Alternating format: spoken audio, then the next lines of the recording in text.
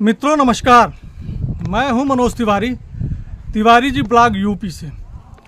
मित्रों, आज जो सबसे मज़ेदार चीज़ है वो आरक्षण का एक बड़ा खेल है।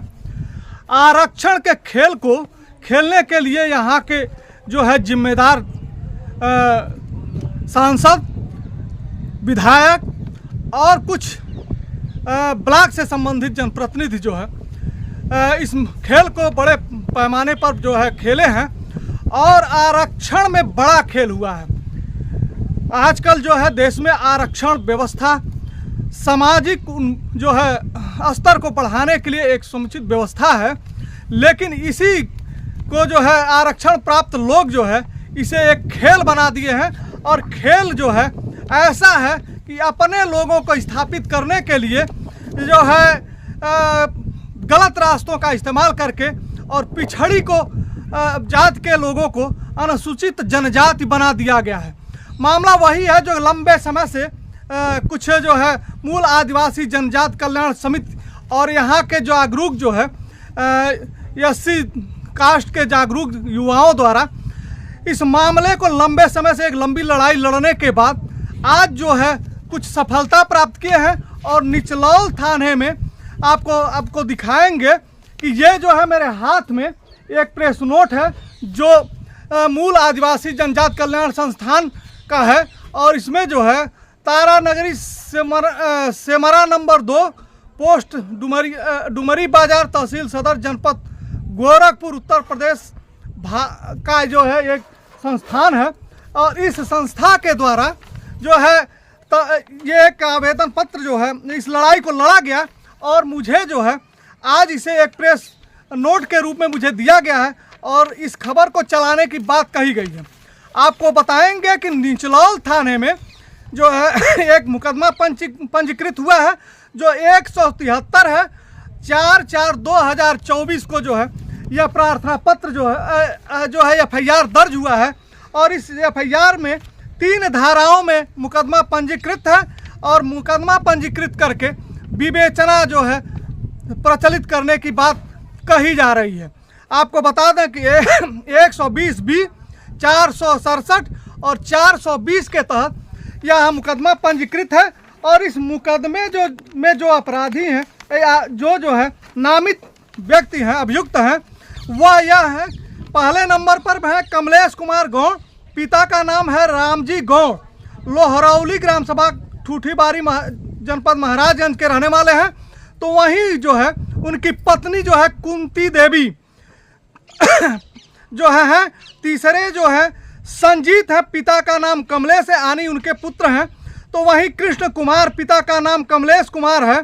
तो वहीं सुनीता देवी जो है पति का नाम संजीत है। आनी परिवार के 5 सदस्यों के ऊपर जो है यह मुकदमा पंजीकृत हुआ है और पंजीकृत होकर के विवेचनाधीन है। लेकिन इसमें जो कहानी है वह एक लंबे समय पर है, लंबा समय इसमें लगा है और लंबी लड़ाई के बाद ये मुकदमा देखिए पंजीकृत हुआ है। आपको जो है FIR की कॉपी भी हम इसमें संलग्न करेंगे। और इस मुकदमे में जो है जो सबसे बड़ी चीज़ है, इस मुकदमे में कुछ जो है कमियां रह गई हैं। और यहाँ जो है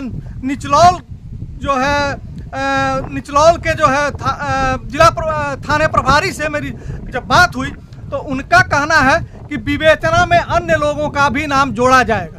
लेकिन अभी जो है मूल रूप से अगर कूटरचित दस्तावेजों के बिना पर कमलेश का परिवार जो है पिछड़ी जाति से, कहार जाति से अनुसूचित जनजाति का गौंड का जो है जाति प्रमाण पत्र प्राप्त किया, तो सिर्फ गलती उनकी नहीं है, गलती तो उनकी भी है, उन जनप्रतिनिधियों की भी है जिन्होंने अपने लेटर पैड के आधार पर उन्हें जो है अनुसूचित जनजाति का दर्जा दिया। और दर्जा देने के बाद जो है उस लेटर पैड के आधार पर वह जो है लेखपाल, वह कानूनगो और वह तहसीलदार जिसके द्वारा जो है रिपोर्ट लगाया गया और रिपोर्ट लगा करके इन्हें अनुसूचित जनजाति का प्रमाण पत्र दिया गया। अब मामला सिर्फ अनुसूचित जनजाति प्रमाण पत्र प्राप्त कर लेने का नहीं है, मामला यह है कि इन लोगों के द्वारा जो है ग्राम प्रधानी का चुनाव लड़ा निर्विरोध जो है उसमें जो है लड़के और ग्राम प्रधानी हथिया लिया गया। और हथियाने के बाद जो है यह मामला प्रकाश में आया और जहां एससी एसटी के लोग जो है अपने हक को मारने का प्रतिष्ठा इसमें बना लिए और पिछड़ी जात के को जो है अनुसूचित जाति का दर्जा देने का प्रावधान हुआ। उसमें सबसे बड़ा खेल जनप्रतिनिधियों का और यहाँ के जो है भ्रष्ट सिस्टम का है। जो मुकदमा पंजीकृत हुआ है सिर्फ कमलेश के परिवार का हुआ है। मुकदमे में नाम जो है उस लेखपाल का भी आना चाहिए, उस कानूनगो का भी आना चाहिए, उस तहसीलदार का भी आना चाहिए और जिले पर बैठे उस आला अफसरों का भी आना चाहिए जिनके द्वारा यह प्रमाण पत्र बनाया गया और पूरी आरक्षण व्यवस्था को जो है मजाक बना दिया गया। और इस मजाक का उत्पाद है ग्राम सभा लोहरौली का ये प्रधान। और वही सिर्फ खेल वही नहीं हुआ है, यही निचलौल ब्लॉक का दूसरा ग्राम सभा है पिपरा काजी, यहाँ भी जो है यही सिस्टम अपनाया गया। और जहाँ जो है अनुसूचित जनजाति का गौंड व्यक्ति नहीं था, उस पिछड़ी जाति के कहार जाति के उस व्यक्ति को जो है अनुसूचित जनजाति का प्रमाण पत्र थमा करके चुनाव लड़ाया गया। मामला बस यहीं तक नहीं हुआ, चुनाव के समय वह खेल हुआ। जब सूत्रों की अगर माने तो चुनाव के समय इन दोनों ग्राम सभा के प्रधानों से लगभग 50,000 रुपये की धनराशि उस समय के जो है प्रपत्र चेक करने वाले अधिकारियों के द्वारा लिया गया और ले करके इन्हें चुनाव मैदान में इन्हें अनुसूचित जनजाति का अभ्यर्थी मान करके और प्रधान निर्विरोध बनाया गया। खेल वहाँ भी हुआ। ऐसे में पूरे भ्रष्ट सिस्टम से जो है ये झगड़ा उत्पन्न हुआ और जो पिछड़ी जात के लोग हैं आरक्षण का बेहतर लाभ लेने के लिए अनुसूचित जनजाति बनने के लिए भी तैयार हुए।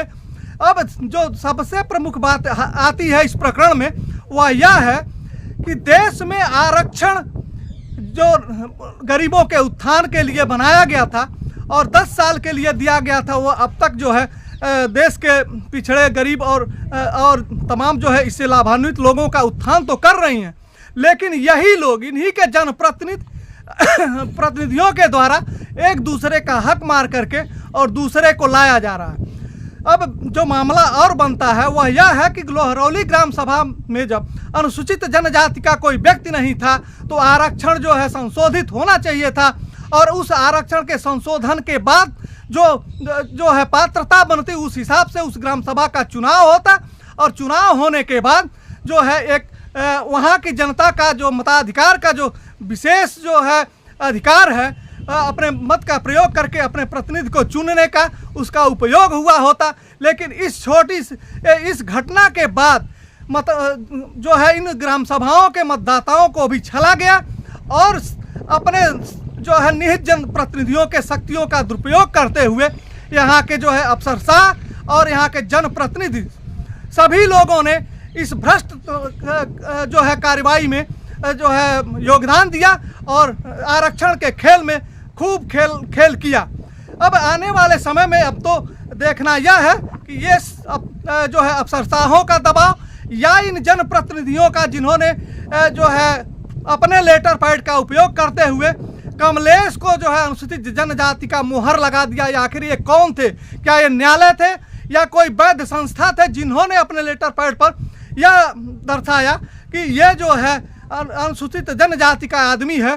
तो क्या इन लोगों पे कार्रवाई होनी चाहिए या नहीं होनी चाहिए? क्योंकि आम जनमानस हैं और मेरे YouTube चैनल के माध्यम से जो है मेरे ब्लॉग के माध्यम से जो है आप इस प्रकरण को सुन रहे हैं और जान रहे हैं। आप स्वयं निर्धारित करें और कमेंट बॉक्स में यह जरूर लिखें कि क्या इन जनप्रतिनिधियों और अफसरशाहों के ऊपर कार्रवाई होनी चाहिए या नहीं होनी चाहिए।